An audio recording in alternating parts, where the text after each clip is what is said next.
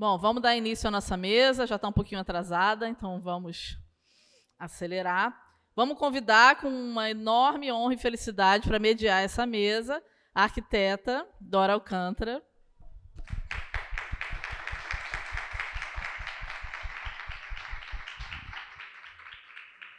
E para compor a mesa, vou convidar Noêmia Barradas, que já está na mesa, conselheira do CAL. A Sandra Maria, do Museu das Remoções. Cássia Rodrigues, arquiteta e urbanista. Cadê a Cássia?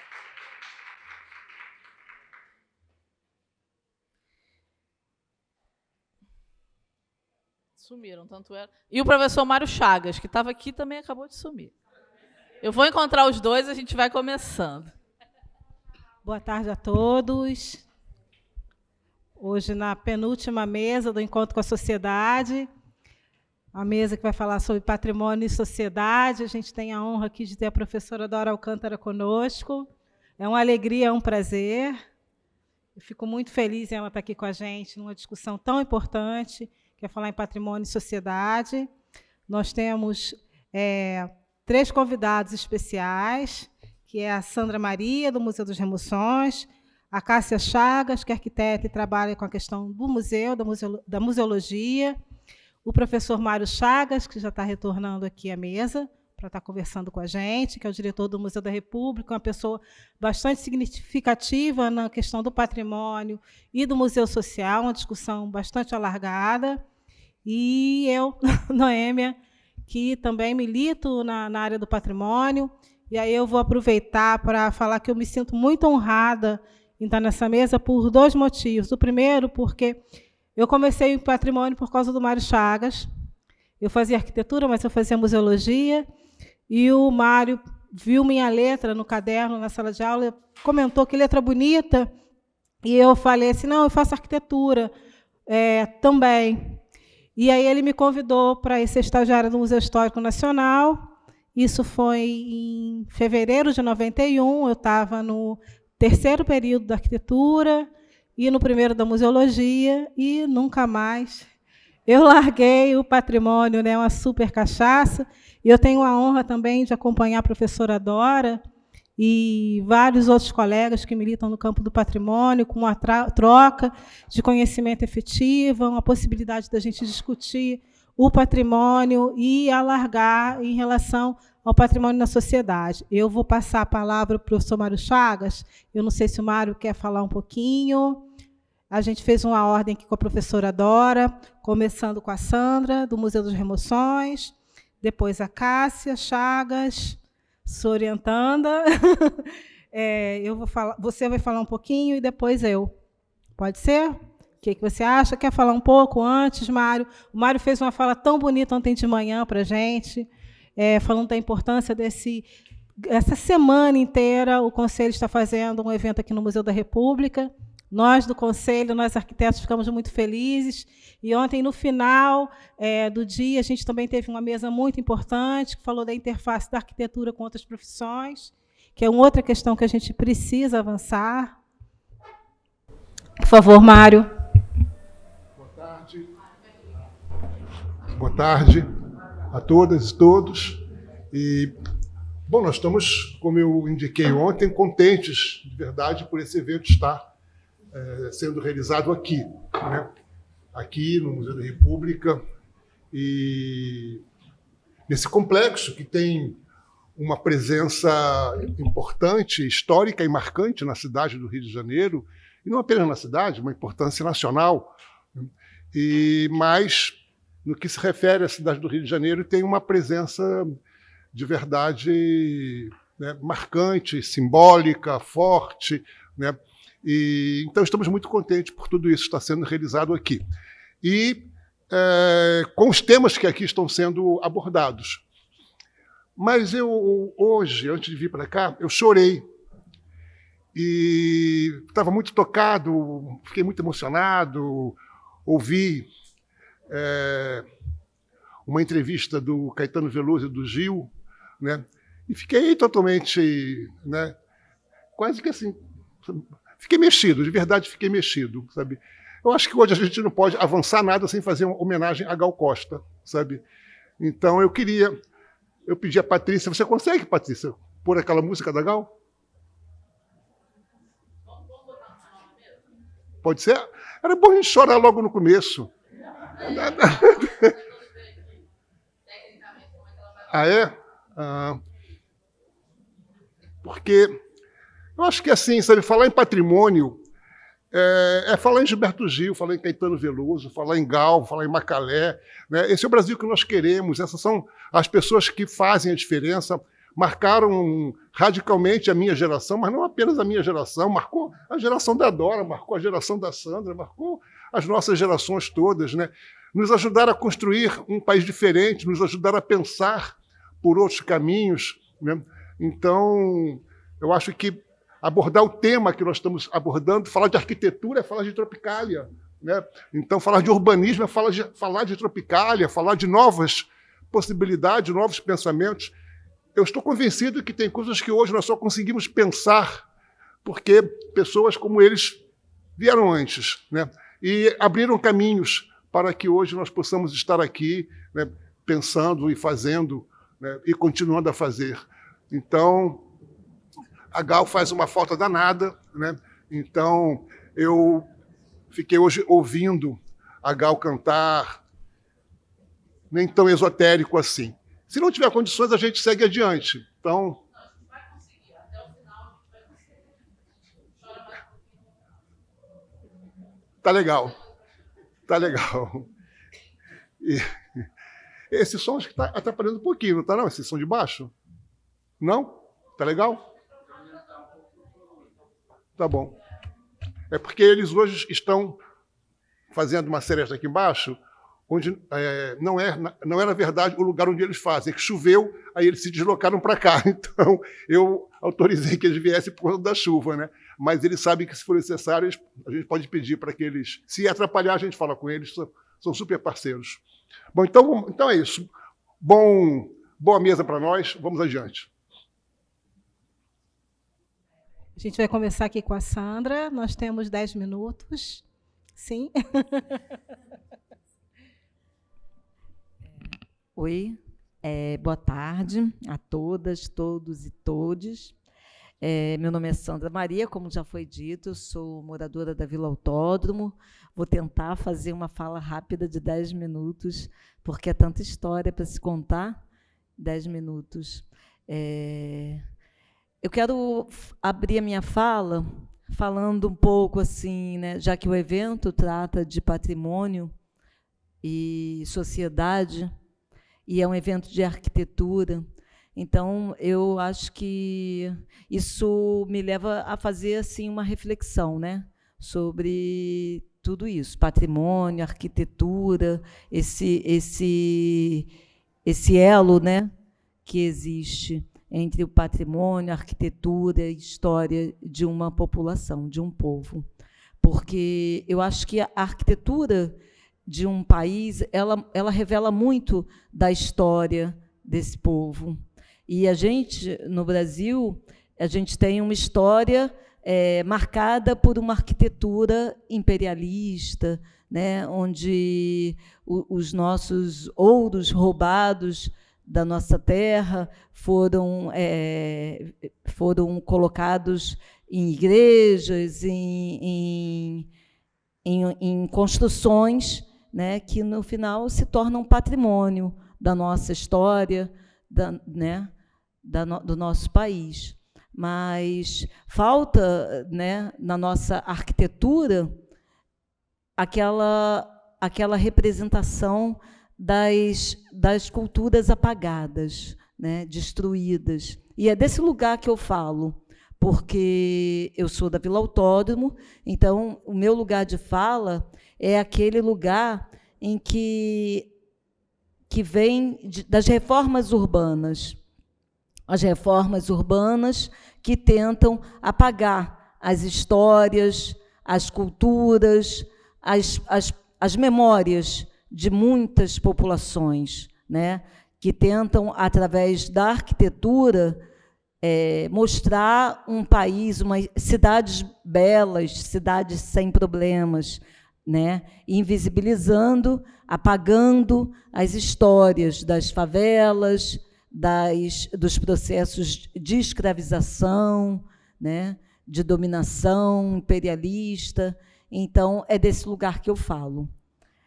Eu falo da Vila Autódromo, que é uma comunidade situada às margens da Lagoa de Jacarepaguá, que eu vou tentar falar bem rapidinho, né, porque são só 10 minutos, então eu vou fazer um resumo. É uma comunidade que passou por um processo de remoção durante a preparação da cidade para os Jogos Olímpicos. Então, as Olimpíadas, ela promove a ideologia no mundo de que a cidade que cedia o evento, ela vai receber um grande legado, ela vai passar por processos de construções, né, maravilhosas, mas, no final, quando acaba os Jogos Olímpicos, o que a gente tem de verdade, né, de realidade, é a transferência de imensas terras públicas para o capital privado. E o legado que fica, de fato, há um legado, há uma construção nessas cidades, mas são construções feitas em locais da cidade que estão num processo de especulação imobiliária, e, através desse evento, é feito a transferência de imensas terras públicas para o capital privado e a remoção de muitas pessoas, muitas comunidades. Isso acontece em todos os países por onde os Jogos Olímpicos passam. E, no Brasil, isso aconteceu também. A Vila Autódromo, ela entra para a história, ela consegue, a luta da Vila Autódromo, ela se torna tão emblemática, né, no âmbito da habitação, ela se torna uma referência mesmo na luta pela habitação, porque ela é a primeira comunidade que consegue permanecer ao lado dos Jogos Olímpicos. Mas isso não anula o fato de cerca de 700 famílias terem sido removidas e apenas 20 ter conseguido permanecer nesse território.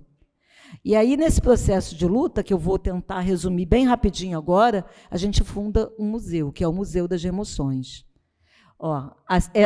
Aquela foto anterior, ela mostrava a comunidade antes da remoção. Ela surge na década de 60, às margens da Lagoa de Jacarepaguá, e na década no final da década de 70, com a construção do Autódromo de Jacarepaguá, ao lado da colônia, que era uma colônia de pescadores, a comunidade ela cresce, porque muitos operários acabam se fixando na comunidade, porque na região havia uma falta de infraestrutura, né, urbana, então não havia sequer transportes para levar esses trabalhadores de pontos distantes da cidade para lá, e muitos vieram, inclusive, de outros estados, e acabam se fixando ali. Então, a comunidade cresce. Na década de 80, no final da década de 80, a Barra da Tijuca está num processo de expansão urbana, muitos shopping centers sendo construídos, grandes vias, condomínios de luxo. Então, aquela região ela começa a passar por um processo de especulação imobiliária e muitas remoções ocorrem. Então, algumas comunidades removidas, como Via Parque, acabam sendo acolhidos na Vila Autódromo também. No início da década de 90, acontecem 2 assentamentos na Vila Autódromo, feito um pela Secretaria de Habitação e outro pelo governo do Estado, de comunidades removidas, a comunidade Cardoso Fontes e a comunidade parte da Cidade de Deus. Isso também leva a um crescimento da comunidade. No início da década de 90, com essas ameaças, ao mesmo tempo que a comunidade era ameaçada de remoção, ela servia como local de assentamento para famílias removidas. É uma contradição, mas era a realidade da Vila Autódromo. Então, a Vila Autódromo, essa luta, a resistência da Vila Autódromo, ela tem início no final da década de 80 e atravessa toda a década de 90, lutando contra as ameaças de remoção. Essa foto mostra a entrada da comunidade antes da remoção. Você percebe, na outra foto e nessa, a presença verde que havia no local. Aí, pode passar. Aí era a associação de moradores. A próxima foto é o parquinho das crianças, a área onde aí é uma mesa de ping-pong, que também ficava na área do parquinho, a quadra onde havia campeonatos de futebol, pode passar, de meninos, de meninas. Isso aí é uma foto que mostra concurso feito promovido pela Associação de Moradores, concurso de frases de preservação do meio ambiente. Por que eu coloquei essas fotos? Para vocês terem uma ideia de como era a comunidade. É importante dizer que todos esses espaços que eu estou mostrando foram construídos pela comunidade. O poder público nunca ajudou em nenhuma construção da comunidade. Todos os espaços foram construídos pela comunidade, as ruas, tudo feito no processo de autoconstrução em mutirões. E é importante essa foto. Aí eram festas que haviam promovidas pela... Agora, só um pouquinho, para um pouquinho. Aquela última foto foi festa que nós promovíamos, de Dia das Crianças, final de ano, eventos sociais. A foto com aquela faixa é importante para vocês perceberem a preocupação que a comunidade tinha com a preservação ambiental. As fotos que passaram anteriores demonstram a presença do verde na comunidade. A comunidade tinha essa preocupação em plantar. Então, nossas ruas eram muito arborizadas, os quintais arborizados. Tínhamos esse concurso. Nós tínhamos um projeto com a Fiocruz de Fossa Verde, um projeto experimental, que foi aprovado, só não foi implementado porque a remoção chegou antes. Isso porque a comunidade, o sistema de esgoto da comunidade era através de sumidouros, porque o poder público nunca fez a urbanização, saneamento, nada que auxiliasse a habitação, né, a qualidade de habitação para aquelas pessoas, apesar dele utilizar o espaço para fazer assentamentos de famílias removidas. Então, pode passar, por favor. Essa foto, ela mostra, me parece que está falando da Lei Complementar 74, é isso? Então, nesse processo de luta contra as ameaças de remoção, na década de 90, a comunidade ela conquista alguns direitos. Ela conquista 2 títulos de concessão de uso, que dá direito à comunidade habitar aquele território, né, por 99 anos, prorrogáveis por mais 99 anos. São títulos de concessão de uso daquela terra, que nos permitia morar ali por 200 anos. Depois a gente consegue a Lei Complementar 74, que define aquela área como uma área de especial interesse social, destinado à moradia popular. Todas essas foram conquistas de luta, né, em processo de luta, de resistência contra as ameaças de remoção. E aí, na próxima foto, essa foto é a gente recebendo o prêmio no projeto que nós fizemos de urbanização. Nós fizemos um plano popular de urbanização da Vila Autódromo, que mostrava que era possível a urbanização da Vila Autódromo sem que nenhuma família fosse removida. Isso já foi no processo de luta contra as remoções, já na preparação dos Jogos Olímpicos. Esse plano ele ganha o 1º lugar, mas ele não é implementado, ele é completamente ignorado pela prefeitura. Mas foi um grande instrumento de luta. Pode passar, por favor? Nenhuma desses direitos, dessas conquistas, foram suficientes para impedir a remoção. A remoção, na preparação dos Jogos Olímpicos, ela acontece na Vila Autódromo de forma completamente ilegal. As demolições eram feitas sem respeitar nenhuma das normas de segurança básica prevista para uma demolição. Então, as casas eram demolidas sem um carro-pipa, sem cercar uma área de segurança, os escombros abandonados, as casas que não podiam ser demolidas, elas eram esburacadas, os cachorros, os animais abandonados, porque as famílias removidas... Só um instantinho, por favor, nessa foto. As famílias removidas eram levadas para apartamentos do Minha Casa Minha Vida e os animais domésticos ficavam abandonados na comunidade, o que causou um ambiente caótico, né, uma situação realmente muito deprimente na comunidade de animais abandonados, famintos, doentes e gerando doenças. Essa foto mostra aquela comunidade que eu mostrei verde, na entrada. Então, essa aí é a entrada da comunidade. Isso foi o que a prefeitura fez. Ela desmatou. Cerca de 500 árvores foram cortadas na Vila Autódromo e no processo de remoção, e que incluem árvores protegidas por leis ambientais, como a Aroeira, Pau-Brasil e tantas outras. Serviços básicos foram suspensos, como coleta de lixo, entrega de correspondência. A prefeitura retirou a iluminação pública das principais ruas.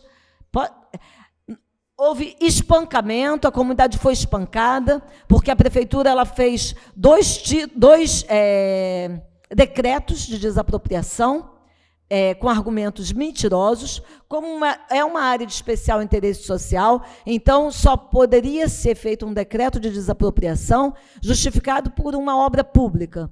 Então, ela faz 2 decretos justificando com a construção da Transolímpica. A Transolímpica ela faz uma curva na altura da Vila Autódromo para justificar a remoção da Vila Autódromo, e a construção do BRT, que é uma da arquitetura absurda, uma das arquiteturas mais bizarras que eu já vi, de uma estação de ônibus, porque a plataforma é de um lado da avenida e a bilheteria é colocada do outro lado, para justificar a remoção de uma rua inteira, né, cerca de 200 pessoas. Esse dia que a Guarda Municipal espanca a comunidade é porque uma dessas famílias que estavam no decreto são obrigadas a sair, obrigada a sair, e as coisas levadas para o depósito público. A comunidade resiste, faz um cordão de isolamento humano, e a Guarda Municipal espanca a comunidade. Esse senhor ele tem 73 anos de idade, tem a cabeça aberta, com cacetada, Maria da Penha, com o nariz quebrado, enfim, pode passar, por favor. Aí, nesse dia, eles isolaram uma área. Quando saíram, eles haviam derrubado 5 casas com tudo dentro. Pode passar. E aí já mostra a resistência da Vila Autódromo, como nós resistimos a tudo isso, gente, com ações pacíficas, culturais e educativas. Eram visitas, né, turismo social, denunciando o que acontecia, passeávamos com turmas pelos escombros, fazíamos eventos culturais, como festivais culturais, com música, teatro, poesia, inscrições em muros, faixas, grafite, todas as paredes vazias. Isso aí é uma ação que nós fizemos com adesivo. Adesivamos a cidade.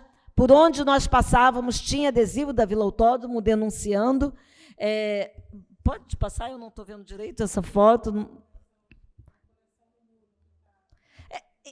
Grafite, como eu já falei, eu estou tentando falar correndo aqui. Isso aí são os festivais culturais. Nós fizemos um verdadeiro movimento cultural na Vila Autódromo, que foi chamado de Movimento Ocupa Vila Autódromo. Eram ações culturais e educativas de lançamento de livro, visitas guiadas, ações com palhaçaria, fanfarra, música, teatro, poesia, exibição de filme. Todo tipo de ação cultural e educativa proposta, nós desenvolvíamos lá como eventos. Era uma forma de manter a Vila Autódromo ocupada, viva, e alimentar os moradores para que pudessem continuar lutando. Isso é a revitalização de espaços como o Parquinho das Crianças, feitos por estudantes de arquitetura, Raquel Ronick fazendo o lançamento do livro Guerra dos Lugares, aí é o professor Mário Chagas, no dia da inauguração do Museu das Remoções.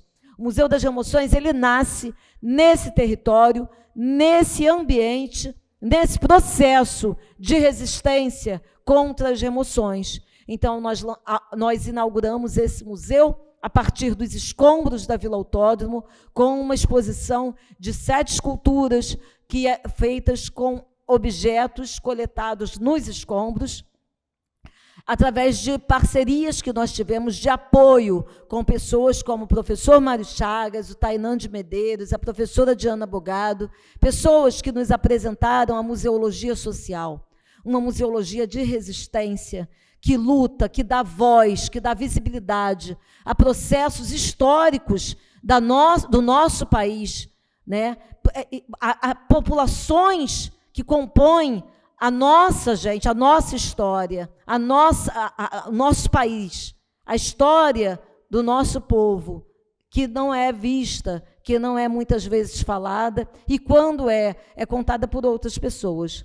Então, a museologia social é uma museologia organizada por segmentos da sociedade, pessoas, na maioria das vezes, pessoas comuns, que resolvem organizar suas memórias e contar as suas histórias. E é isso que o Museu das Emoções fez e faz. Ele é inaugurado no dia 18 de maio de 2016, antes das Olimpíadas, em meio aos escombros.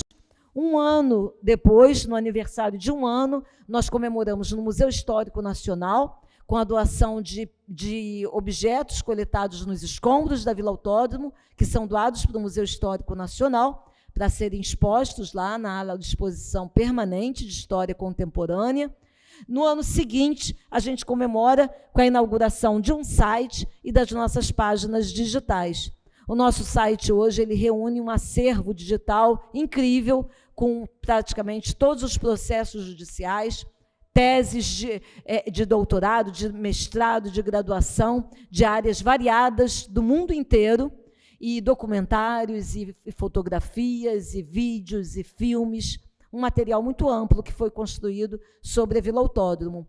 Mas a proposta principal do Museu das Emoções é preservar a memória e a história de populações removidas e ameaçadas de remoção e servir como um instrumento de luta contra as ameaças de remoção que destroem e apagam, né, memórias e histórias que compõem a nossa história, a história do nosso país. É isso, gente. Sandra. Obrigada e desculpa a fala corrida. Sandra, muito obrigada. A gente vai começar agora com a Cássia. Vamos tentar levar em 10 minutos. Pode, por favor. Deixa eu só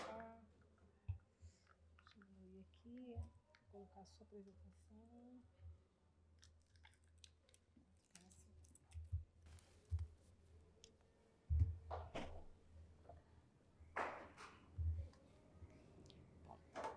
Boa tarde a todas e todos. Fazendo só uma correção, é Cássia Rodrigues da Silva, não Cássia Chagas. É porque praticamente eu e Mário Chagas já somos. Imagina, é até uma honra mudar meu sobrenome. Primeiro de tudo, agradecer por compor essa mesa com pessoas super especiais. Meu orientador, Mário Chagas, a Sandra, que é uma entidade que eu estudo, que é a Museologia Social, a Noêmia, enfim, o Conselho de Arquitetura, eu sou arquiteta e urbanista, vários colegas, é uma honra estar aqui. Eu vou apresentar um pouquinho da minha reflexão de doutorado, vou falar um pouco sobre como tomar o patrimônio uma prática comum e o que seria essa prática comum. Então, para começar, eu vou falar bem brevemente sobre o alargamento da noção de patrimônio, né, que começou no século XVIII, muito ligada às classes dominantes que preservavam os próprios bens. Com o passar do tempo, no século XIX, passaram a compor a identidade de uma nação, para chegar no século XX, com a Revolução Industrial e com as alterações da paisagem, começou a expandir para patrimônio da sociedade. E, com isso, também, as práticas culturais começaram a importar. E aí eu acho que esse slide mais para frente o professor Mário Chagas vai aprofundar, mas isso aqui é o aprendizado com ele. A gente entende, então, que o discurso de conservar, de patrimonializar, é imbricado, né, daquilo da onde faz falar, de quem fala e do lugar de onde fala. É muito do que a Sandra falou, né? As instituições que preservam são... É um discurso delas, é um discurso próprio, não abarca a sociedade inteira. Então, a memória configura espaços, lugares e territórios, ao mesmo tempo que desvela lutas, disputas e narrativas. Por isso, a memória está sempre ligada ao poder, ao esquecimento e à resistência. Então, diante disso, a gente tem um movimento de memória que retoma o passado e se solidifica, não tendo expectativa de mudanças, e um movimento de memória, como a Sandra apresentou, direcionado ao presente, né, que configura as transformações sociais. Então, diante desse alargamento da discussão sobre patrimônio e sobre o contexto da sociedade que a gente vive, que é uma sociedade que descoletiva a ação, que dissolve os laços comunitários, que tem um comportamento homogeneizado e condicionado, que rejeita a generosidade e a solidariedade, que nega o reconhecimento dos diferentes, da pluralidade, do espaço da ação política, do espaço do encontro, do espaço da liberdade, do espaço do pacto, que tanto fala Hannah Arendt, e, portanto, manifestam-se os fenômenos da desintegração social, cultural e da destruturação da cidade e os problemas ambientais. Portanto, a gente vê que o patrimônio precisa ser tomado como uma prática comum.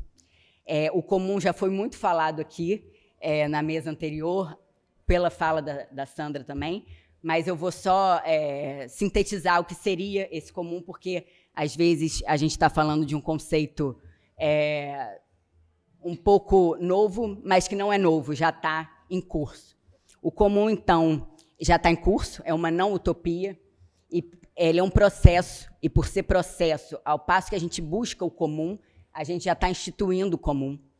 E são o que seriam, né, essas experiências comuns. São experiências, relações e práticas cooperativas, coletivas, autônomas, democráticas e autogeridas. Acho que agora ficou mais claro por que a gente já falou na mesa anterior e pelo que a Sandra também mencionou na fala dela, instituídas para uma cidade de direito para todos, mais justa, democrática e sustentável.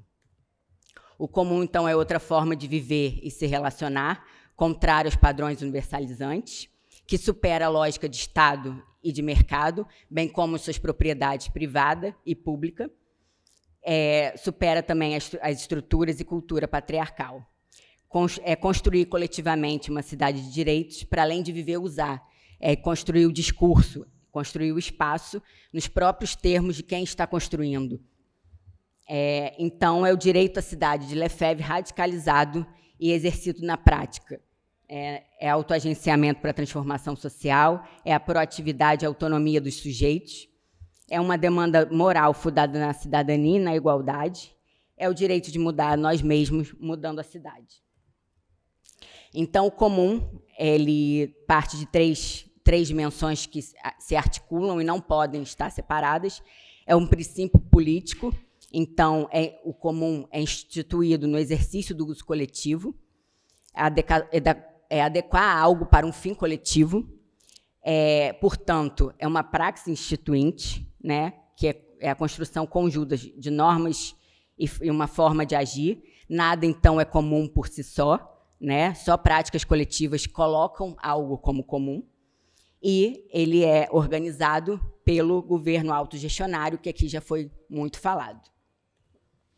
Portanto, fazer comum, que é a atividade consciente, configura a comunidade, que é definida pelo compartilhamento das obrigações recíprocas, é o ser junto, é instaurada pela multiplicidade, não pela individualidade ou pela igualdade. É a capacidade dos seus membros se relacionarem e negociarem as próprias diferenças, que isso tudo é configurado no espaço, né, o espaço comum, que, né, se dá, né, pelo fazer comum e pela comunidade, Então, é muito mais uma relação do que uma materialidade. É também no espaço, e aí entra a cidade, que a gente consegue expandir esse comum, né? A gente articulando essas experiências da cidade, a gente consegue expandir o comum para a cidade toda e talvez chegar ao ponto de termos a cidade como comum. Para resumir bem, eu trouxe essa citação que eu gosto muito do Martinez Luna, que é um antropólogo da comunidade de Oaxaca, no México, que ele fala: somos comunalidade, ao contrário de individualidade. Somos território comunal, não propriedade privada. Estamos compartilhando, não competindo. Somos politeísmo, não monoteísmo. Somos troca, não negócios. Diversidade, não igualdade. Embora, em nome da igualdade, também sejamos oprimidos. Somos interdependentes, não livres. Temos autoridade, não monarcas. Então, essa questão de vir uma instituição e ditar o que é patrimônio, qual a história oficial que deve ser contada, a gente tem que quebrar isso, né? Nós, como arquitetos e urbanistas, estamos pensando nessa cidade, pensando no que preservar, no que manter, no que contar. Não é só o nosso discurso, né, de entidades técnicas que importa. Tem muitas histórias a serem contadas, muitas histórias invisibilizadas que precisam ser contadas porque também fazem parte da nossa própria história.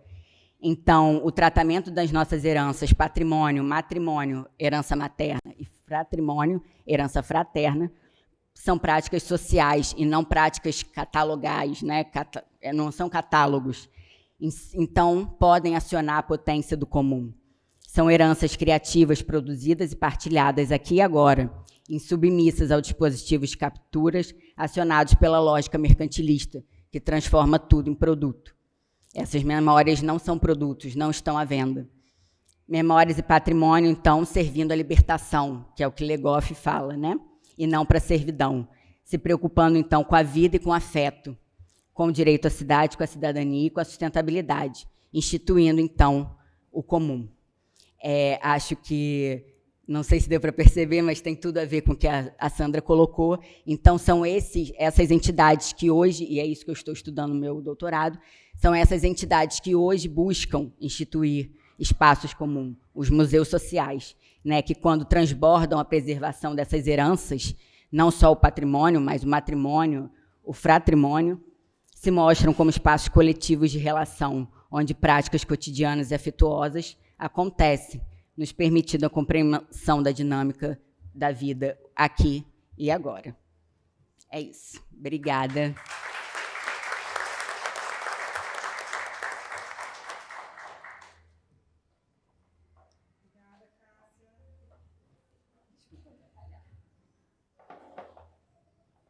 A gente mudou um pouquinho aqui. Nós mudamos um pouquinho.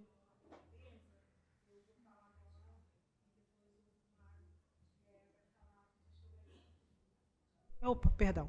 Nós trocamos um pouquinho aqui a ordem da mesa. Eu já vou fazer a apresentação, que eu vou inserir algumas imagens, mostrar algumas boas práticas ou experiências do patrimônio, de trabalho do patrimônio com a sociedade.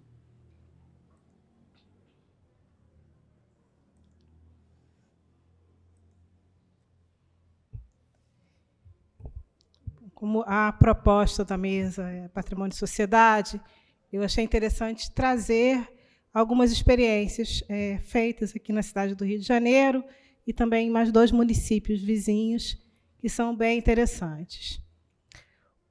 A primeira experiência é na área central do Rio de Janeiro. São visitas guiadas, feitas em 2019. Foi uma solicitação do Jornal Globo, do RJTV do Jornal Globo, ao Conselho, que nós programássemos, fizessem alguns roteiros de visitas à área central do Rio, muito pegando o patrimônio histórico. E, à época, um dos nossos vice-presidentes havia feito um guia da arquitetura, e, a partir desse guia, nós criamos os roteiros. É bom também falar nessa experiência especial, porque foram 10 visitas ao centro, 10 rotas distintas. Algumas rotas eu ajudei, colaborei em apresentar a cidade, né? E em algumas também o Paulo Vidal participou, ele está aqui conosco. que também é um arquiteto militante nas questões da arquitetura, nas questões do patrimônio, e muito conhecedor desse patrimônio na área central do Rio. Então, vou mostrar algumas imagens aqui, que essa é uma forma da gente também desmistificar esse patrimônio e fazer com que as pessoas alcancem, conheçam. Isso é bem importante. Além da questão de falar do patrimônio, a gente, antes de começar as visitas, nós tínhamos um fotógrafo que fazia as orientações de como fotografar esse patrimônio, como utilizar a câmera dos seus celulares. A gente precisa isso alcançar. Quase todas as pessoas têm um celular com a câmera, então é uma forma importante da gente utilizar essas novas tecnologias e democratizar, né? Então, eu coloquei algumas imagens para vocês verem, aí tem as imagens no centro. Foram 10 rotas diferentes, 10 visitas ao centro. O total de pessoas que participaram das visitas foi em torno de 400 pessoas. Nós tínhamos umas listas imensas de muitos estudantes de arquitetura, de belas artes, profissionais de várias áreas, pessoas da área do turismo também. Foi bem interessante esse trabalho. Então, a gente tem aí essas imagens, perdão, eu coloquei só, eu pensei que tivesse posto mais fotos, mas a gente criou esses roteiros na área central. Isso é muito interessante. Também é interessante porque quem está passando e vê aquele grupo acaba se agregando, vindo, escutando um pouco da nossa fala. Então, isso é importante. Uma segunda experiência é a Feira de Ciências do Museu Nacional. Essa feira nós começamos a fazer em 2019, com um pouco diferenciada das anteriores, porque o museu havia sofrido incêndio, e a feira ela atinge várias idades, mostrando o acervo do museu. E eu vou mostrar mais o que foi ligado à equipe de arquitetura, que eu faço parte, que foi fazer uma maquete do museu, né, uma maquete desmontável, e trazer as crianças para estarem conosco, conversando sobre esse acervo do museu, a identificação dos elementos que faziam parte. A maioria das crianças conhecia as rotas e o acervo do museu. O trabalho foi muito interessante, vocês vão ver aqui nas fotos. Então, a gente tínhamos uns recortezinhos com elementos do acervo e muitas crianças também desenhavam nos seus quadradinhos, dando sugestões de possibilidades para o museu. O que eu achei mais interessante é que as crianças conheciam o museu melhor do que eu. Então, aqui tem algumas imagens. Era uma maquete desmontável, né, com os 3 pavimentos. E essa maquete foi utilizada em mais 2 feiras ligadas às ações do Museu Nacional. Então, isso é uma forma muito importante da gente estar trabalhando patrimônio, conhecimento, afetividade também. E o resultado foi muito significativo. Inclusive, nós levamos isso, algumas questões apontadas pelas crianças, para os programas que estão sendo desenvolvidos para o museu. Então, é bem bacana essa feira, que faz, né, esse patrimônio ser desmistificado e estar ao alcance de todos também. Além da gente ter um retorno desse público tão jovem, dessas crianças que conheciam o museu. Aí tem mais algumas fotos. Essa última foto eu acho ela importante. Uma foi o abraço em torno do museu, nessa feira que nós fizemos em 2019, e a outra eu coloquei, o deputado Molon, né? O deputado Molon é um dos que apoiou muito a feira, esteve conosco, não só nessa, em outras feiras. A gente tem aqui uma terceira experiência que é muito bacana, que é o FIMA, é o Festival Interativo de Música e Arquitetura. E o FIMA, o que é o FIMA? Nós fazemos uma série de encontros, concertos em patrimônios variados, e fazemos um diálogo entre arte e música, né? Arte como uma linguagem, música como uma linguagem, e a gente faz esse encontro contextualizando. Mas, dentro do FIMA, a gente avança nessa questão quando a gente chega no FIMA na escola. Nós tivemos 2 experiências significativas, Itaguaí e Mangaratiba, onde nós fizemos a cartografia afetiva, que é um trabalho que eu já faço há muitos anos. Eu sou professora, já fui professora de nível médio, de 2º grau, então eu sempre trabalhei com a questão da cartografia afetiva. E aí a gente leva essa cartografia afetiva, trabalhando com os professores da rede municipal de Itaguaí e Mangaratiba, e esses professores fazem os trabalhos com os alunos.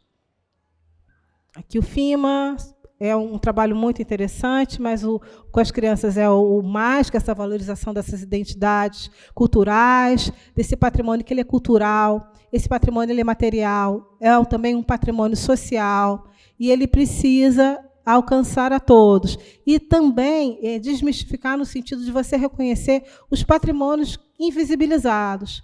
Isso também é um papel nosso. E nós conseguimos fazer isso em Itaguaí e Mangaratiba. Eu vou já para as imagens. Esse é o trabalho feito pelos alunos da rede pública. Esse trabalho movimentou 4.000 alunos. E, além da cartografia afetiva, nós fizemos as masterclasses com professores de instrumentos musicais, com os alunos das escolas locais. E esses alunos depois participaram dos concertos que aconteceram em Itaguaí e Mangaratiba. Aqui mais algumas fotos, algumas imagens bem interessantes da construção desse trabalho de cartografia afetiva, de reconhecimento desse patrimônio. Os alunos, a prefeitura precisou disponibilizar os ônibus, porque eles não achavam que ia funcionar tão bem, e aí a prefeitura teve que colocar todos os ônibus, Secretaria de Educação, Secretaria de Desenvolvimento Social e Turismo entraram nesse trabalho conosco, quando viram que tinha um alcance muito grande e significativo. Aqui mais algumas imagens. A gente tem também nessa imagem uma igrejinha, que é a igrejinha de São Francisco Xavier, que é a primeira construção importante dentro desse contexto territorial de Itaguaí, que é uma igreja jesuítica de 1718. Ela começa a ser construída em 1718, ela permanece lá e é bastante importante nesse contexto de Itaguaí. Tem a questão da linha do tempo, dos reconhecimentos dos vários patrimônios existentes, tanto esses os reconhecidos quanto os invisibilizados. Então, os alunos chegam, eles avançam nesse sentido. Algumas imagens do concerto que foi feito com os alunos depois das masterclasses. Foi muito bonito. Aqui mais algumas imagens. Aqui eu também coloquei algumas imagens dos vários concertos FIMAS que nós fizemos no município do Rio. E a quarta experiência, que é o CAU no seu bairro, o CAU na sua cidade. Nós começamos trabalhando numa das mesas com a cartografia afetiva, independente de ser bairro ou cidade. Essa cartografia ela avançou no sentido da gente não trabalhar só esse patrimônio, mas a gente avançou também para as questões de diversidade, gênero e equidade, que percebemos que era muito importante. Então, o primeiro foi só a cartografia afetiva com o patrimônio, inclusive o patrimônio invisibilizado, nós trabalhamos em campos, e nas mesas seguintes, ou num bairro, ou numa cidade, nós trabalhamos com as outras questões de diversidade, gênero e equidade junto com o patrimônio.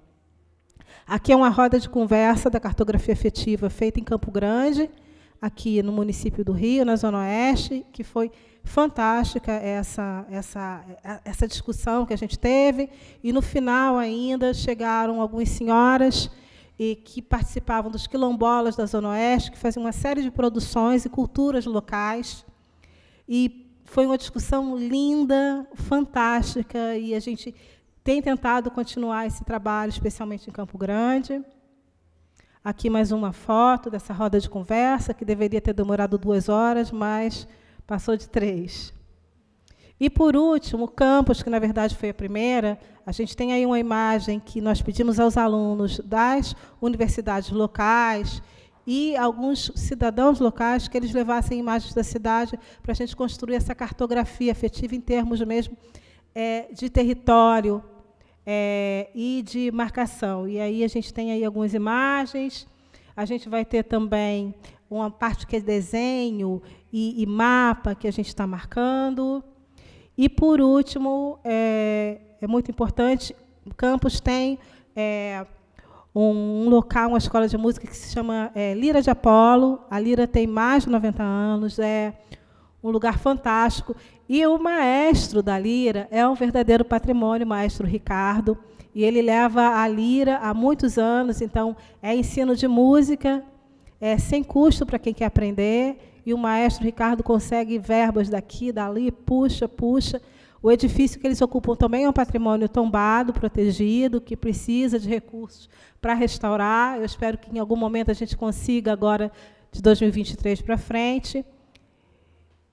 Eu vou agradecer aqui a atenção, acho que eu estou quase no limite, e só essa última imagem, que é uma outra, eu achei importante, estava mexendo nas minhas imagens, Aqui é uma foto em frente ao antigo Asilo São Cornélio, aqui na Rua da Glória. Essa foto foi tirada em 2018, foi uma ação do IAB, que nós fomos abraçar tanto o Hotel Glória quanto o Asilo São Cornélio como um movimento social, arquitetos, associação de amigos, de moradores, e foi bem bacana, saiu no jornal à época. Eu acho que esses movimentos eles são importantes, como a Sandra falou, né, e com bastante muito intensa, né, esse relato que você faz da Vila do Autódromo. A gente precisa realmente se movimentar e desmistificar muitas questões ligadas ao patrimônio, esse patrimônio invisibilizado. A sociedade precisa ser mais participativa. Bom, eu acho que eu finalizei aqui a minha fala. Vou passar aqui para o nosso mestre Mário Chagas.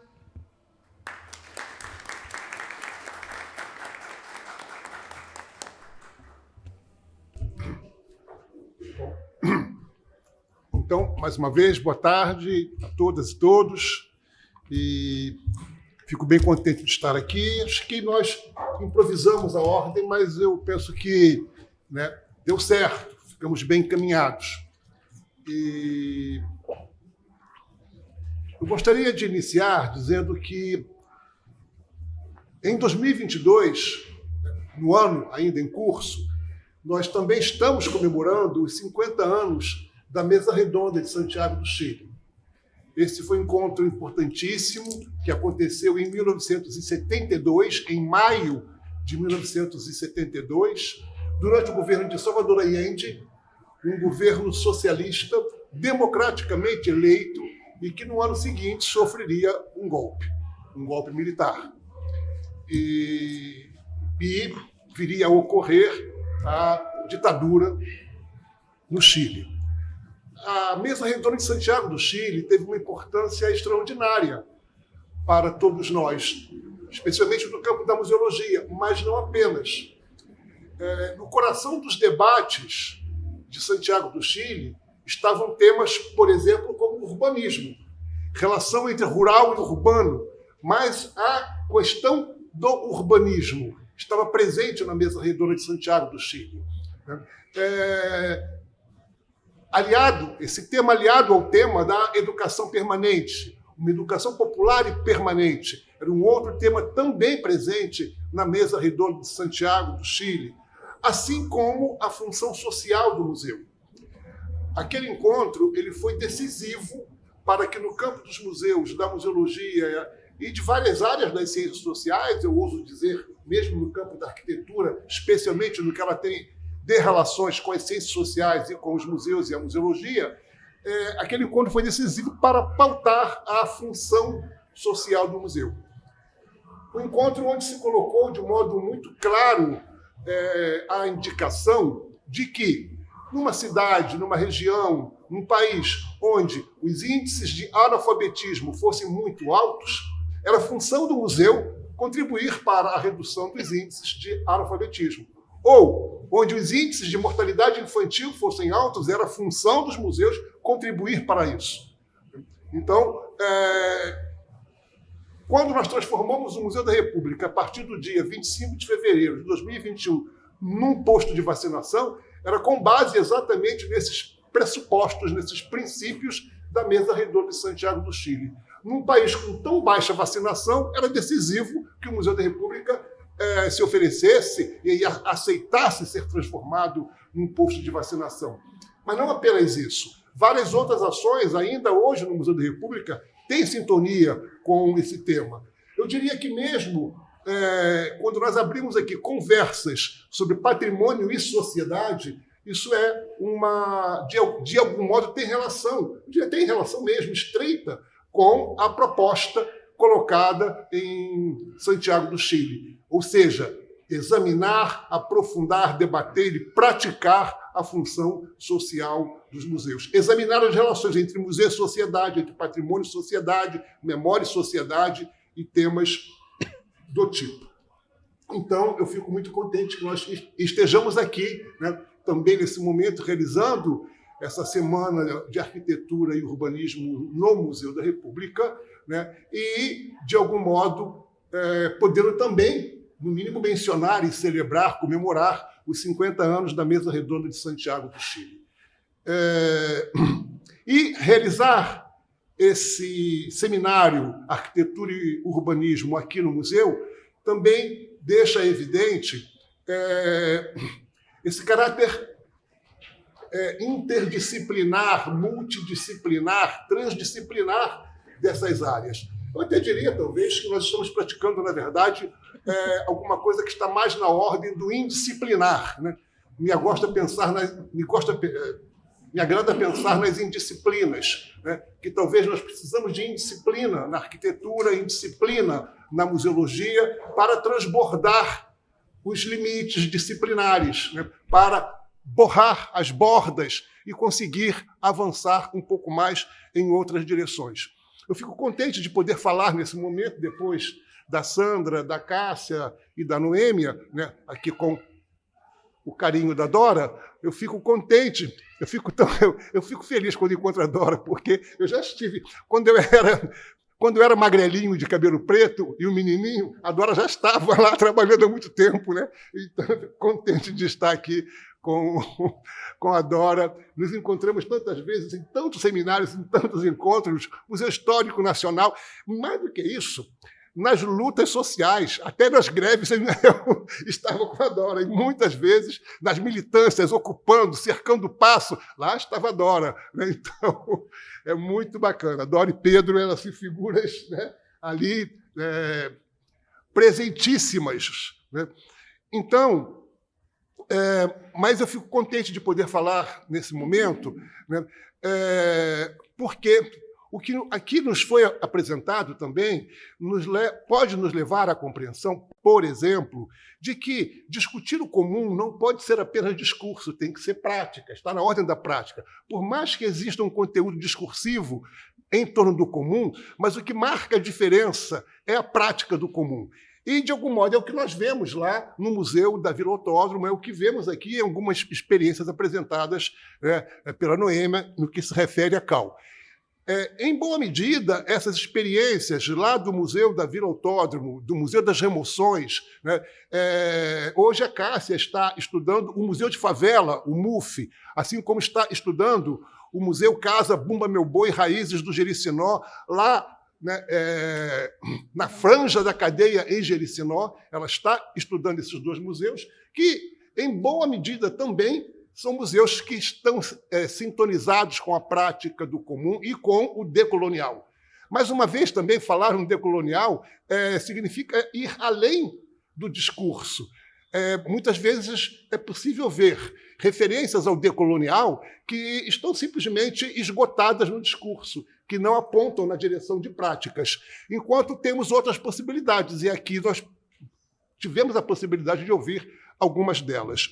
Mas eu queria também sugerir, e isso esteve presente na fala da Cássia, que nesse momento nós pudéssemos levar para os que estão aqui presentes, nos acompanhando, e os que nos assistem à distância, né, nós pudéssemos também levar uma sugestão de romper com as amarras do patrimônio. O que eu quero dizer com isso? Por mais importante que o patrimônio seja, e o patrimônio ainda guarda, e é preciso que nós tenhamos coragem de fazer essa crítica. O patrimônio ainda guarda um ranço patrimonial, um ranço patriarcal, né? Então, e é preciso fazer essa crítica de um modo contundente para que a gente possa sair do outro lado com algumas outras possibilidades. O que eu quero dizer com a expressão ranço patriarcal, ranço patrimonial, né?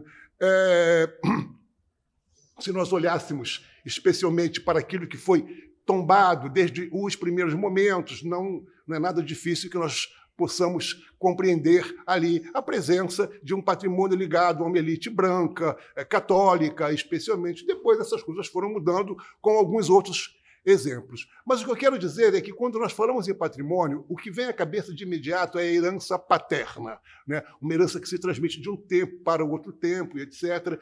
Frequentemente, nós focamos muito na ideia de transmissão e não valorizamos a ideia de recepção. Só há patrimônio quando há recepção, e não apenas a transmissão. Tem que ter transmissão, recepção, compromisso de nova transmissão, e a cadeia patrimonial segue adiante. Mas tudo isso está numa perspectiva diacrônica, né? De um tempo passado para o tempo presente, do presente para o futuro.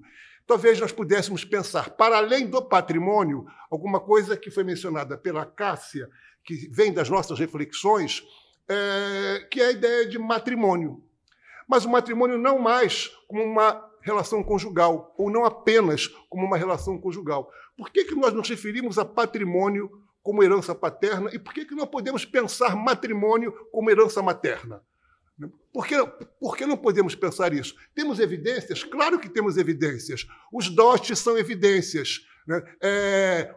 O matrimônio com comunhão total de bens, separação de bens, não sei o que de bens. Os bens estão presentes no matrimônio. Estão lá desde sempre. Nem sempre nós vimos, mas eles estão lá desde sempre. Então, há no matrimônio uma herança. E talvez fosse importante nós recuperarmos essa herança materna. Mas ainda aí, a perspectiva continua sendo diacrônica, de um tempo passado para um tempo presente, do presente para o futuro. Talvez um desafio maior fosse avançar na direção do fratrimônio, como uma herança fraterna, uma herança que se cria, que se produz aqui e agora, se compartilha aqui e agora. E esse fratrimônio pode nos colocar em diálogo com o decolonial, nos colocar em diálogo com o comum, porque é alguma coisa que é criada e partilhada aqui e agora, entre os amigos, entre os coevos, entre os contemporâneos, entre nós outros, independente das nossas idades, mas que somos contemporâneos, que estamos vivendo o tempo presente, criando e produzindo aqui e agora. Talvez nós devêssemos forçar esses limites da herança paterna e pensar outras possibilidades de herança e construir outras possibilidades para além disso que eu denominei o ranço patriarcal. Por que não podemos pensar, então, numa perspectiva fratrimonial? E aí isso pode gerar possibilidade de mudança. Se quisermos, podemos até chegar a pensar em soromônio, se quiséssemos, numa herança soromônica, né, talvez pudéssemos dizer, mas própria do feminino. Mas o que eu quero dizer é que essa perspectiva que fica fixada apenas numa transmissão que se faz de um tempo para um outro tempo, ela tem os seus limites. Nós precisamos ser capazes de criar novas possibilidades, novas ferramentas para pensar o atual, para pensar o mundo atual. Isso, de algum modo, estava presente lá na Mesa Redonda de Santiago do Chile, quando apontava na função social. Mas também lá tinha os seus limites. Talvez nós estejamos em condições de avançar um pouco mais, de dar um passo adiante. Eu penso que a minha fala pode se encerrar por aqui, nesse momento. Eu só queria dizer para a Noêmia que eu gostaria muito de que o FIMA fosse lá na Vila Autódromo, nem combinei com a Sandra, viu? Mas estou aqui colocando a Sandra no fogo. E a Noêmia também. Que o FIMA fosse lá na Vila Autódromo e que o FIMA viesse aqui para o Museu da República, tá bom? Então, seria muito bom nós termos o FIMA aqui. Já imaginaram um FIMA lá no MUF, lá no Museu de Favela? Seria maravilhoso um FIMA por lá. Então, um pouco disso que eu queria dizer para vocês, mas dizer do meu contentamento, e se nós pudermos ouvir a Gal Costa, eu vou adorar.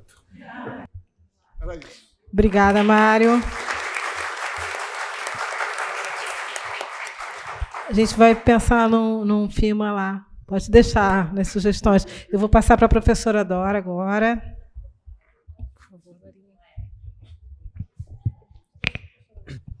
Eu até pensei que, na ordem inicial, eu começaria realmente lá atrás, porque realmente eu venho de tempos mais passados, o que é evidente, né? Mas, enfim, eu vou falar, sobretudo, do que foi um primeiro órgão e falar, portanto, de uma parte, digamos assim, de um acordar para essa ideia de patrimônio e da criação de alguma coisa, de alguma estrutura que pudesse fazer a defesa do patrimônio. Portanto, estou falando muito de uma coisa embrionária E vocês aqui estamos falando de coisas, Mário, então, jogou ainda mais, não só como uma proposta presente, mas um presente de futuro. Então, eu agora recuo um pouco para o passado, lembrando que há um século atrás, quando se fez a comemoração da Semana de Arte Moderna, né, houve uma figura que destacou-se muito, a figura de Mário de Andrade, com suas propostas revolucionárias, embora o nosso olhar colonial fosse muito eurocêntrico, e cá para nós, como continua, né? Mas se não é eurocêntrico só, seria ser como é miami-cêntrico, sei lá. Mas, enfim, nós ainda temos um olhar muito mais para fora do que precisaria ser, e não nos aspectos só positivos. Esses é indispensável, somos uma sociedade global, um mundo global, e é preciso ter um olhar em todas as direções para captar o que há de novo, o de que nos ajude a crescer. Mas, nesse momento, então, dentro dessa experiência de valorização de patrimônio e tudo mais, vem Mário de Andrade e, mais uma vez, nos traz todo aquele movimento de renovação artística que vinha se passando na Europa, nos centros ditos mais avançados, e cria a Semana de Arte Moderna, que foi um escândalo, um auê naquele momento, mas que traz, além dessas inovações europeias, alguma coisa de muito fundamental, uma visão para o que era nosso. Pela primeira vez, assim, oficialmente e de uma maneira contundente, que chamava atenção pela sua forma inovadora, era pensar nesses valores brasileiros, nas lendas brasileiras, nas coisas nossas. E esse mesmo Mário de Andrade, avançado como foi, desse lado, olha para o Ouro Preto, se encanta com o Ouro Preto e consegue que ele seja considerado como monumento nacional. Mário de Andrade teve um livro, Pauliceia Desvairada, que deu o apelido de desvairistas para todos aqueles que se juntavam em São Paulo junto a Mário de Andrade, e tinha os desvairistas aqui do Rio de Janeiro também, entre os quais Rodrigo Melo Franco de Andrade. E Mário e Rodrigo, então, criam pela primeira vez uma legislação de proteção do patrimônio. Eu gosto de falar dessa legislação porque frequentemente eu escuto e já tive brigas até, inclusive, por causa disso. Isto foi um decreto da ditadura, isso diz quem não conhece a história da legislação do patrimônio. Não foi uma legislação de ditadura. Ela passou por toda a tramitação legal, do legislativo legal, recebeu emendas, como qualquer proposta que é feita, emendas, algumas que não agradaram nem um pouco a Rodrigo ou a Mário, mas que mantiveram para ser fiel ao sentido democrático. E quando ela está para ser assinado pelo presidente, a mudança do Estado Novo. Tanto que o número do decreto é 25, quer dizer, está na pilha para ser assinado. Então, em vez de ser assinado como uma lei e tal, vai com o título de decreto-lei. Tem um título, mas, inclusive, nesse momento, aquelas emendas que tinham desagradado poderiam ter sido retiradas, só que Mário e Rodrigo fizeram questão de mantê-las para guardar, pelo menos, esse traço de tramitação pela área legal. O patrimônio tinha o órgão que se cria pouco depois para zelar por esse patrimônio, foi denominado Patrimônio Histórico e Artístico. Agora, é preciso ver que o patrimônio histórico e artístico tinha 4 áreas, 4 livros onde eram escritos monumentos. Realmente, o livro das Belas Artes, aqueles que se destacavam por seu valor artístico, o livro dos valores históricos, elementos que se destacassem por seu valor histórico, o arqueológico e paisagístico, tanto de valores arqueológicos como da nossa paisagem natural, e, na época, ditas de folclore, ou seja, do trabalho popular, da produção popular. Tanto assim que um dos tombamentos dos primeiros anos do patrimônio foi aquela coleção de elementos de religião afro apreendidos pela polícia, porque na época eram proibidos, e que constitui uma coleção muito importante hoje em dia, em que os olhares se voltam com bem maior atenção para esse tipo de herança que nós tivemos. Enfim, a abrangência era muito grande. Agora, as possibilidades de execução extremamente exíguas. O número de profissionais era mínimo. Havia um grupo aqui no Rio, pouco a pouco se cria um outro em São Paulo, em Salvador, em Pernambuco, Minas, e bem mais adiante no Rio Grande do Sul, para que se tomasse conta desse Brasil inteiro. Quer dizer, e meia dúzia de pessoas, entre parênteses, muito mal remunerados, por sinal, mas que vestiam a camisa e se apaixonaram pelo tema e se dedicaram de corpo e alma àquilo que faziam, tanto que sobreviveu apesar de todas as dificuldades. E uma das preocupações que Rodrigo Melo Franco expressou uma ocasião em discurso, e que realmente é a preocupação fundamental, ele dizia que não adiantaria ter uma instituição para cuidar do patrimônio se cada brasileiro, de alguma forma, não se sentisse condômino desse patrimônio. Portanto, esse sentido social do patrimônio existiu desde a sua origem. Agora, é preciso a gente ver que as origens são embrionárias. Hoje em dia, quando a gente vê uma árvore frondosa, com frutos abundantes, é bom se lembrar que um dia ele foi uma semente muito pequenininha, jogada em terreno fértil. E se o terreno não fosse fértil, ou se não fosse cuidado, dificilmente chegaria àquela estatura toda que adquiriu. Então, estou falando do meu contato com esse princípio, com os primeiros brotos dessa semente que surgiam.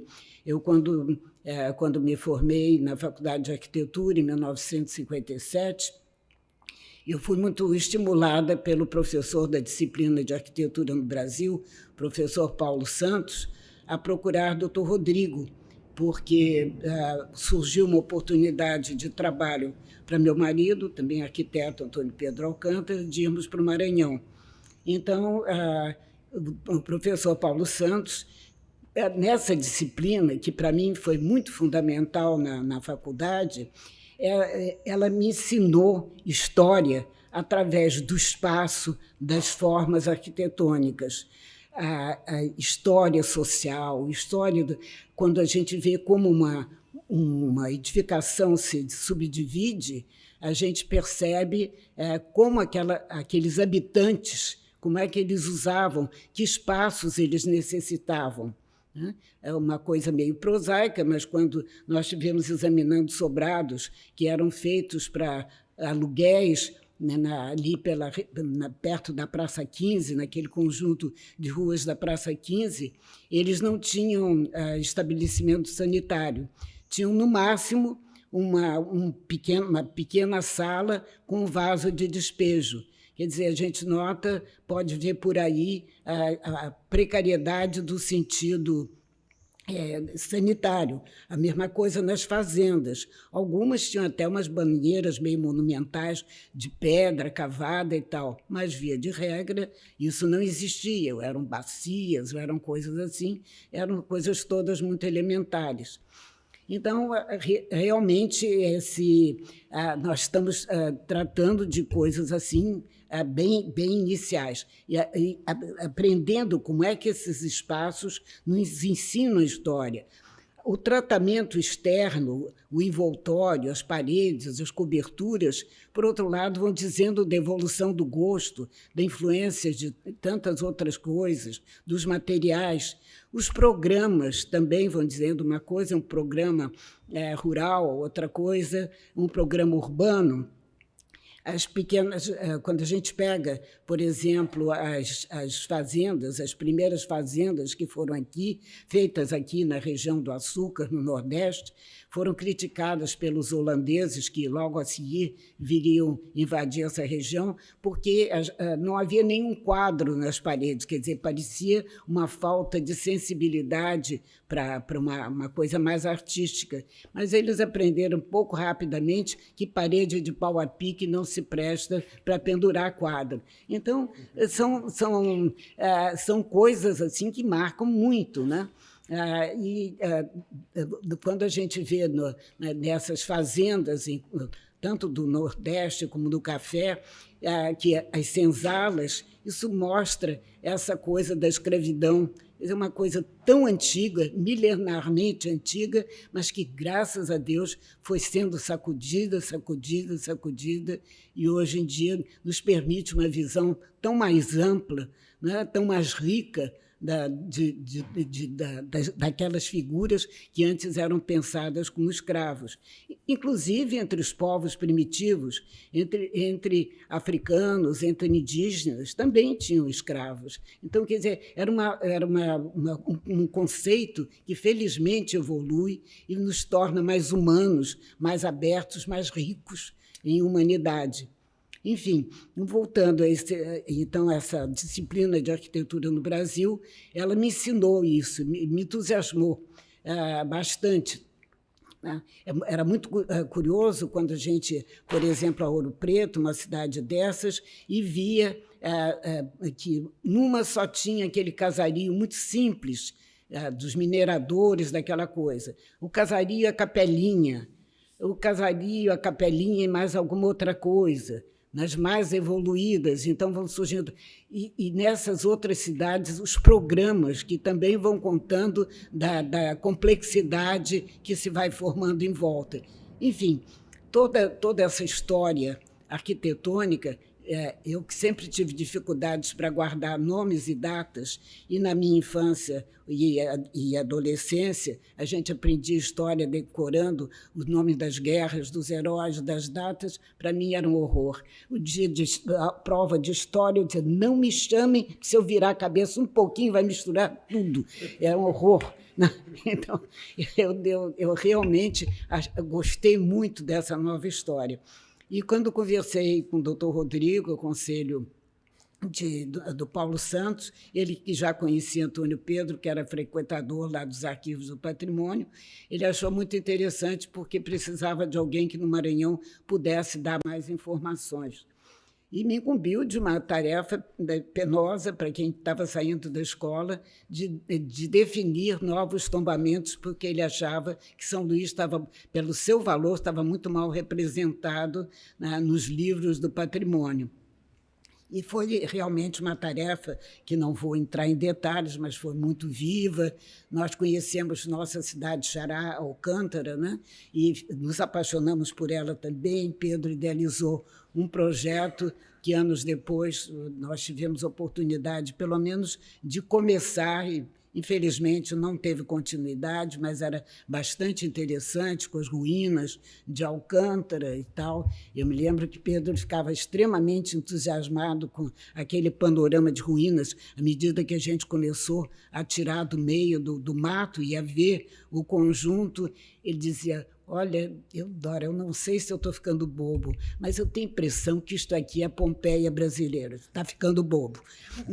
Mais dias depois apareceu lá uma figura, de vez em quando aparecia sempre uma figura estranha, não sei se era alemão, austríaco, qualquer coisa assim, falando um português muito arrevezado, e nós só conseguimos morar em Alcântara com os padres canadenses da Diocese de Quebec, que tinham uma missão lá, porque a cidade não tinha nem água, nem encanada, nem tinha luz. E, como as filhas eram muito pequenas, seria uma aventura exagerada nos metermos num lugar assim. Minha filha mais nova fez 2 anos lá, né? Então, os padres sempre convidavam esses visitantes para estar conosco. E o alemão, lá no jeitão dele, atrapalhado, eu encantado, Alcântara Pompeia brasileira. Nessa altura, eu levei um pontapé debaixo da mesa, imaginem de quem. Mas, enfim, realmente, toda essa aventura, todo esse conhecimento foi nos dando, já bem antes, na nossa lua de mel, eu quis conhecer o Nordeste. Meu pai era nordestino, era sergipano, e eu só conheci o Sul, Minas, no máximo, e não nada para cima. Então, fomos para Aracaju, minhas primas foram muito hospitaleiras, como, do modo geral, o nosso nordestino prima por ser hospitaleiro, e depois fomos a Pernambuco, conhecer um patrimônio humano maravilhoso que nós tivemos, que se chamava Ayrton Carvalho, fez um trabalho fantástico lá pelo norte. E quando se fala muito, por exemplo, desse patrimônio, que era um patrimônio apenas das classes dominantes, alguma coisa assim, parece uma coisa tão externa. E era aquela coisa, a gente, quando entrava numa igreja, quase sempre tinha uma velhinha lá, ou preta, ou branca, ou parda, não tanto faz, que nos diga: a senhora nunca esteve aqui, você nunca esteve aqui? Ah, então eu vou lhe mostrar. Esse aqui é o São Francisco, aquele ali é o Santo Antônio, aquele ali é o São João. Eu conhecia, apresentava todos os membros da família, da casa e tal, com uma familiaridade bem maior, né? E também pelo contato que a gente tinha ao trabalhar tanto com os moradores como com os operários de obras. Esse sentido humano, a rigor, sempre existiu, ainda que embrionariamente. E é com isso, e essa valorização, embora a gente não tenha nunca atingido aquele patamar desejado, não tenha ainda, porque eu acho que vamos atingir, estamos caminhando para isso, aquele patamar de cada qual se sentir condômino do patrimônio, a gente está muito a caminho disso mesmo, e todo esse processo adiantou-se. Primeiro, criando patrimônios, já que era um patrimônio federal, era complicado. Eu por exemplo, trabalhei depois no patrimônio na parte de determinar os tombamentos, as proteções. Então, de repente, me apresentava um elemento, uma caixa d'água, fantástica, interessantíssima. E agora? Mas é num determinado lugar do Brasil e nos outros não tem? Qual é o papel que essa tem diante dos outros? Então, fazer um levantamento era complicado, umas coisas assim. Daí ia ficar em patrimônios mais monumentais, porque eram mais fáceis de determinar a sua excepcionalidade. Já com a Carta de Atenas, a gente já não ficava só na excepcionalidade, mas também naquilo que fosse representativo, né? A Pedra e Cal. A Pedra e Cal existia realmente quase sempre nas coisas oficiais. A igreja, a casa de câmara e cadeia, realmente os poderes espirituais e temporais que eram aceitos no momento. Sem falar do próprio trabalho todo hoje em dia, criticável, sem dúvida, e é sempre bom a gente criticar para poder avançar, mas, na época, era o que se pretendia, era entrar um contato, estabelecer um contato com a população, né? E já, pelo menos, nos colégios jesuíticos, sentavam-se tanto os filhos dos colonos como os filhos dos índios também. Já havia uma primeira aproximação muito embrionária, muito insuficiente, mas eram aqueles primórdios que começavam a surgir. E se as construções principais tinham uma estrutura mais sólida e tal, a grande maioria era mesmo pau a pique. Se pensar em Ouro Preto, quando ela foi tombada, hoje já há muitas modificações e tal, mas tinham alguns casarões e tal, mas a maior parte ainda eram casas de pau a pique. Se formos para a região de Diamantina, as próprias igrejas também. Então, quer dizer, não é preciso também não se criar um preconceito em relação a isso, porque isso atrapalha em vez de nos colocar numa reta justa. Então, eu acho que isso tudo cresceu primeiro em esse patrimônio, ter patrimônios estaduais. Ótimos, porque há valores que para o Estado são extremamente importantes, não tanto para, digamos, para em nível nacional. E depois os municipais, há muitos escritórios municipais, melhor ainda, porque aí esse patrimônio afetivo, que tem um valor local, vem todo à tona e é melhor respeitado. Por outro lado, a qualidade do patrimônio. Então, dos monumentos excepcionais, aqueles representativos, depois os outros que representam a dinâmica. Então, buscar outras formas. Uma coisa que não foi adiante, mas quando surgiu a nossa Constituição, quando se falava em patrimônio, dizia-se que seriam os bens acautelados, referenciados, isso, aquilo. Tem várias designações em termos de como conservar esse patrimônio. E a nossa ideia, já que tombar foi uma ideia, foi uma palavra adotada, adotar as outras para diferentes necessidades, né? O patrimônio natural, por exemplo, tem de ser pensado de maneira diferente do patrimônio. Uma árvore, a gente não pode decretar que ela não pode dizer que ela não possa ser cortada e tombada, mas que ela tenha realmente de ser protegida, não ser cortada, deixar que ela tenha essa existência comum. Então, eu acho que isso tudo resulta nessa efervescência que hoje aqui a gente teve uma mostra e que eu acho que é muito bom, porque mostra que essa ideia está viva, que essa ideia cresceu, que essa árvore tem de se transformar numa floresta, que esse sentido de contato humano que existiu em pequena escala entre aqueles que primeiro labutaram pelo patrimônio se torne essa fraternidade grande e que nos leve a uma fraternização e esse intercâmbio de valores entre nós.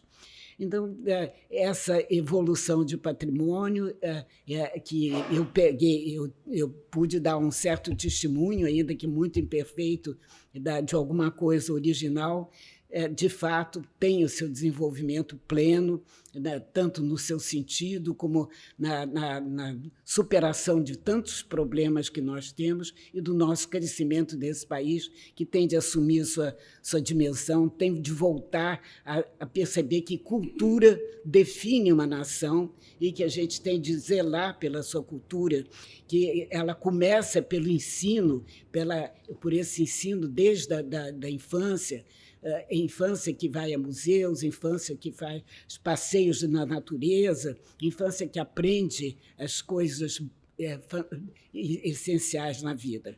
E essa é a nossa função, a função das nossas gerações, a minha, que já está terminando, a de vocês, que ainda está em pleno curso, e dos outros que virão, dos que já são filhos e netos de muitos de nós aqui.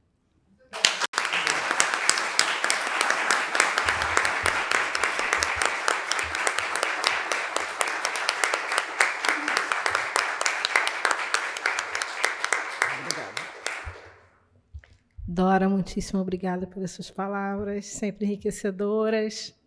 Muito, muito obrigada. Nós estamos avançados da hora. Eu vou abrir para 2 perguntas, eu peço desculpas. E aí, a gente, quando estiver trocando a mesa, a gente vai colocar a música em homenagem ao nosso patrimônio, que é a música brasileira Gal Costa, que nos deixou hoje. Então, eu vou abrir para 2 perguntas. Por favor, Marta, pode nos ajudar? Raquel. Alguém tem perguntas? Paulo? Raquel, você pode. Com relação ao Museu das Remoções, tá? Ele abrange as remoções históricas também, Pereira Passos. Seria muito interessante todo esse processo, né, que vem decorrente, né, do processo da própria mudança de visão de cidade e como é que isso vai sendo né, adotado até a posição que nós estamos hoje, né, de olhar para essas pessoas que ocupam espaços que foram deixados de lado na cidade, né? Então, eu acho que esse Museu das Remoções tem um potencial muito grande de trazer essas diversas intervenções sobre a cidade, né?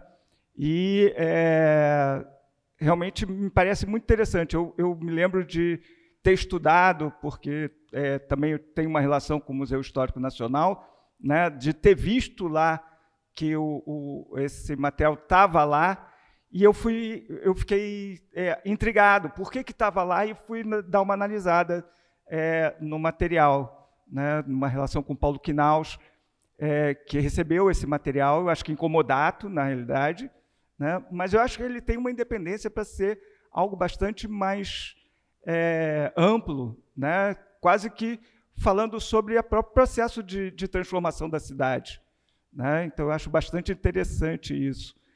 E é fundamental, né, Mário, a questão da sociedade, né? Eu acho que Dora colocou bem o processo em que o patrimônio passa, e eu acho que foi colocado também na sua fala, desculpa, Kátia, né, que o patrimônio começa com uma função lá patrimonial, né, e se transforma hoje, né, e a gente tem que pensar, por exemplo, que o patrimônio natural ele começa em 72, enquanto que a questão do patrimônio enquanto representação social, ele começa com a Revolução Francesa há 200 anos atrás.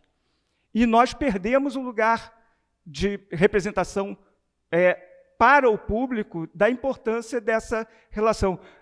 Aí eu lembro a Luísio Magalhães, que diz que, numa fala dele, né, que o patrimônio, quanto mais forte a gente conseguir fazer o patrimônio, mais longo uma sociedade continua se identificando, né, a partir para o futuro.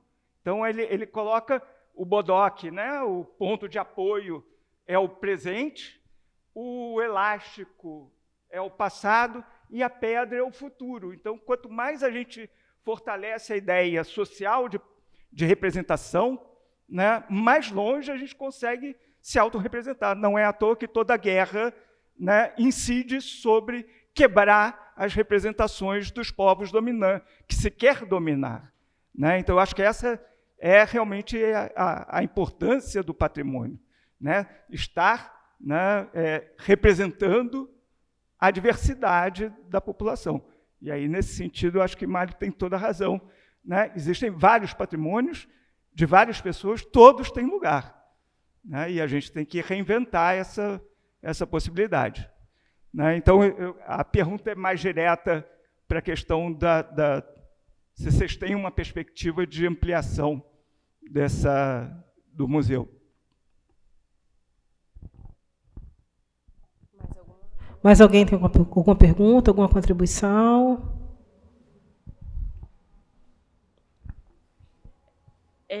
Essa pergunta, na verdade, vai para o Mário. Eu conheci você, Mário, numa visita à ideia do Museu de Percurso da comunidade do Horto Florestal, e aí eu lembro, me impressionou muito nessa visita, enfim, estava lá com alunos da PUC do Rio, e a própria ideia, né, extrapolar a ideia do museu para ser esse museu a céu aberto, museu de percurso, museu de memória, né? Embora nós, como arquitetos, talvez priorizemos demais esse espaço construído, que tem trabalho humano, mas aquela sua fala sobre a importância de pensar a museografia como uma museografia além do edifício construído me impressionou muito. E eu também concordo com o Mário, viu, Noemi? Acho que a gente tinha que levar o FIMA lá para o Museu das Emoções, para a comunidade do Horto, para o grupo de mulheres quilombolas da Pedra Branca, na Zona Oeste. Acho que isso é importante também. Assim como sucessivamente conquistamos que as escolas públicas façam os tradicionais passeios ao museu. Eu vim de São Paulo, eu fazia em São Paulo o tradicional passeio ao Museu do Ipiranga, aqui isso se transmite, a gente tem isso pelo Brasil todo, isso foi uma conquista, né, do patrimônio. Também acho importante que passemos também que as crianças conheçam as histórias também daquilo que não está preso apenas nos prédios. Era isso. Obrigada, Leslie. Eu vou passar para a Sandra responder, e depois o Mário. E aí nós vamos escutar a nossa Gal Costa depois. Isso é um sonho, né? Isso é uma vontade, um desejo muito forte nosso de ter esses registros feitos no nosso acervo digital dessas histórias apagadas, né? Dessas memórias todas de remoções antigas da cidade. Porém, assim, o Museu das Emoções ele é um trabalho feito de forma voluntária e colaborativa, então a gente ainda não tem esse material. O que a gente tem, como ele é um museu que trabalha com a memória, preservação de memória, mas também como instrumento de luta, no momento, o que a gente tem são registros de comunidades que estão passando por processo de remoção. É isso que a gente tem conseguido até o momento, né? Fazer o histórico de algumas também, não todas, porque são muitas as comunidades que passam por remoção, por ameaça de remoção. Então, a gente tem registro de algumas. Nós temos lives, nós temos... a gente tenta dar visibilidade a esses processos de remoção e de ameaça de remoção atual, pelo objetivo de fortalecer a luta contra as remoções. Mas, sim, faz parte do nosso projeto essa ampliação histórica, né, no futuro, em algum momento, a gente conseguir ter arquivos com esses registros desse histórico de populações removidas, principalmente no processo de construção e reformas urbanas da nossa cidade, que não são poucos, são muitos. Mas, nesse momento, a gente ainda não tem esse trabalho realizado. Mas é um sonho que eu espero que a gente consiga realizar. Obrigada, Sandra. Por favor, Mário. Eu me deliciei aqui com a fala da Dora, né? E eu me dei conta que a Dora se formou, eu tinha 1 ano de idade, né? Então, eu poderia ser seu filho, Dora, pela idade que eu tenho. Então, eu fiquei impressionado, né? Então, eu nasci em 1956, ela se formou em 57, eu falei, rapaz, olha só, eu tinha 1 ano de idade, ela já estava formada, né? Não é brinquedo, né? E respeito os mais velhos, né? Mas eu quero entrar no seguinte, né? Vou aproveitar o gancho das questões para também dar algumas informações. Eu fiquei pensando, Paulo Vidal, quando você formulou sua questão, eu me recordei aqui de um texto do Nestor Garcia Canclini, publicado na Revista do Patrimônio, onde ele fala sobre os 4 paradigmas da conservação, da preservação do patrimônio, né? Em linhas gerais, ele fala num paradigma que seria o patrimônio de valor excepcional, né? O patrimônio de valor monumental, o patrimônio de valor mercantilista, no momento em que se foca a preservação, levando em conta, né, um custo-benefício, né? Se é melhor você preservar aquilo que tem menos custos e gera mais benefícios, tal. E ele finaliza esse texto falando num paradigma participacionista, um paradigma da participação. Esse é um texto antigo, um texto de 1990 e alguma coisa. Mas ele ali já sinalizava nessa direção. Eu acho que, ao longo do tempo, eu penso que ao longo do tempo, nós podemos visualizar vários paradigmas preservacionistas, tanto no que se refere aos museus, quanto no que se refere ao patrimônio. Então, esses são pontos importantes. A Dora mencionou uma coisa que me permite aqui compartilhar com vocês uma informação que eu penso que é importante. De verdade, o primeiro registro no livro etnográfico é o registro do Museu da Magia Negra, né? Esse acervo que estava no Museu da Polícia Civil e que incomodava profundamente as lideranças religiosas há décadas e que, depois de uma luta, né, uma luta fortíssima das lideranças religiosas encabeçadas, ou protagonizada a luta, especialmente por Mãe Meninazinha de Oxum, mas não apenas, né, ela que está com 85 anos, pai Roberto Braga, mãe Nilce de Ançã, pai Mauro de Oxóssi, e outras lideranças, pai Dailton de Ogum, e outras lideranças religiosas encabeçaram essa luta para libertar o sagrado, tirar o sagrado de lá.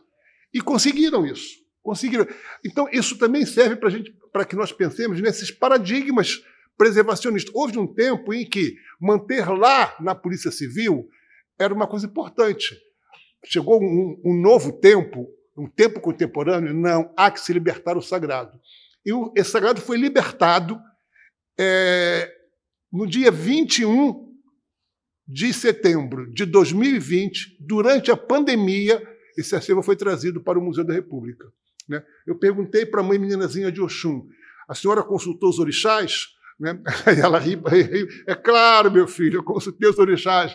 Né? Então, muitos me perguntaram, mas por que o Museu da República? Quando me perguntam isso, eu digo, pergunte aos orixás. Né? Não tem nada a ver comigo, entendeu? Então, apenas me perguntaram, o Museu da República aceita? Eu falei, claro que sim, nós aceitamos. E para ela eu perguntei, consultou os orixás? Consultamos. Então está tudo legal, para mim está valendo. Então, para as pessoas que me perguntam isso, eu digo, pergunte aos orixás. Nós não escolhemos receber esse acervo. O acervo nos escolheu, ele veio para cá. E hoje eu compreendo por que foi isso. Implica, entre outras coisas, um gesto de reparação. As ordens para as batidas policiais ou nasceram daqui do Palácio do Catete ou tiveram a conivência de quem estava aqui. Né? Então, é um gesto de reparação importantíssima. E a gestão desse acervo está em sintonia com esse último paradigma do Nestor Garcia Canclini, é uma gestão compartilhada. Né? Ela se faz de modo participativo, compartilhado. Nós não damos um passo com esse acervo sem. Então, foi importante a Dora ter mencionado, porque esse acervo hoje está aqui. Mas houve um tempo que ele estava lá. Nós ainda não descobrimos quem propôs o tombamento, se teve o dedo do Mário de Andrade nisso ou se não teve, porque o Mário de Andrade estava circulando por aqui, sabia que o acervo existia.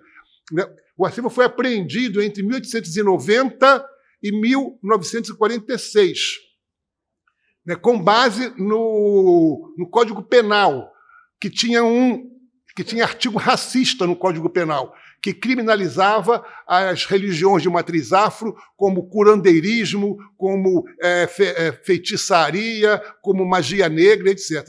Hoje nós estamos lutando para o IPHAN mudar o nome da coleção. Não pode mais se chamar magia negra. Isso é racismo.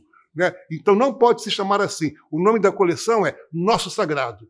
E o Ministério Público já está atuando para que o IPHAN mantenha historicamente o nome da magia negra, porque o registro do racismo é importante, mas é importante atualizar. Hoje, a sociedade civil, as lideranças religiosas querem que ele seja chamado de Nosso Sagrado. Então, isso é um ponto importante. Aproveito para informar que existe uma rede de museologia social no Rio de Janeiro.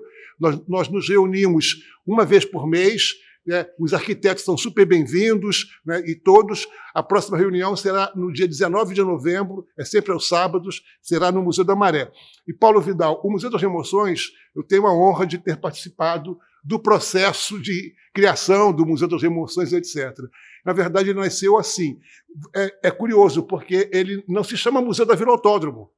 Ele não é um museu da Vila Autódromo. É um museu, e não é um museu da remoção da Vila Autódromo. Ele é um museu das remoções. Né? Esse foi um debate muito forte. Claro, eu percebi essa pergunta. Esse foi um debate muito forte. Né? Então, ele pode ainda não ter as possibilidades no momento, mas já vocaliza a luta de outras remoções. A doação para o Museu Histórico... Sim, a doação para o Museu Histórico Nacional foi uma decisão do coletivo do Museu das Remoções. Os objetos foram doados, mas pensando no acervo que está no Museu Histórico Nacional, referente ao Morro do Castelo, né? E as remoções que por lá também aconteceram. Então, tem um diálogo entre essas coisas. Então, enfim, era isso que eu queria aproveitar para dizer para vocês. Gostei muito desse debate aqui, e especialmente a hora da Dora.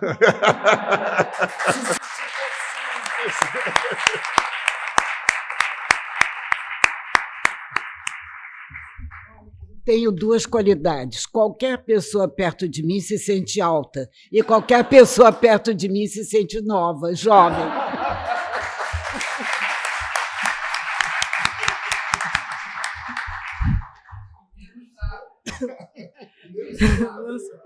Sandra, Cássia, Mário, Dorinha, muito obrigado por essa mesa tão rica. E obrigado a todos vocês aí que ficaram aí atentos nessa discussão tão importante sobre sociedade e patrimônio.